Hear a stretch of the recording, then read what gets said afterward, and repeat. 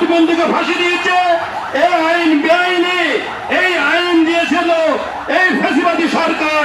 সেই ফ্যাসিবাদী সরকারের আইন দিয়ে আজহার ভাইকে গ্রেফতার রাখার কোন সুযোগ নাই। রাজনীতি বিন্দু আজকে জেল থেকে মুক্তি পেয়েছে, আজহার ভাই কেন পারবে না? এই অন্তর্বর্তী সরকারকে আমরা জানিয়ে দিতে চাই, আমাদেরকে আপনারা আগুনে পা দেবেন না, আমাদেরকে ময়দানে নিয়ে আসবেন না। সবাই যেমন মুক্তি পেয়েছে, আজহার ভাইকে দ্রুত মুক্তির ব্যবস্থা করতে হবে।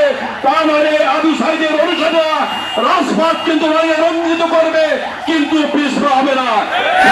বলতে চাই, এই ফ্যাসিবাদী সরকার তাদের আইন দিয়ে আমাদের নিবন্ধনকে বাতিল করেছিল। ফ্যাসিবাদের দেশ থেকে উৎখাত হয়েছে, অতএব তাদের আইন দিয়ে আমাদের এই নিবন্ধন বন্ধ রাখা যাবে না। অতএব অনীতি বিলম্বে এই আমাদের নিবন্ধনকে দিয়ে আমাদের সেই দাঁড়িপাল্লা নিয়ে আমরা যেন আগামী দিন এই রাজনৈতিক ময়দানে নির্বাচনে অংশগ্রহণ করতে পারি, তার জন্য যা যা করণীয় দ্রুত করার জন্য উদ্যোগ আহ্বান করছি।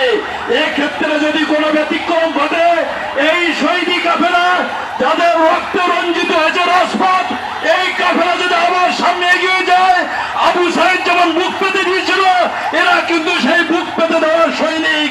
তারা পিছপা হবে না, তার দাবি আদায় না করে ঘরে ফেরবে না। আসুন আমরা সবাই সংঘবদ্ধ হই, এই দাবি আদায়ের জন্য সর্বোচ্চ ত্যাগ কোরবানি দিয়ে আগামী দিন কেন্দ্রের যে কোনো সিদ্ধান্ত বাস্তবায়ন করে যে সামনে এগিয়ে যায়। আল্লাহ আমাদেরকে তৌফিক দিন, আমিন। আসসালামু আলাইকুম ওয়া রাহমাতুল্লাহি ওয়া বারাকাতুহু।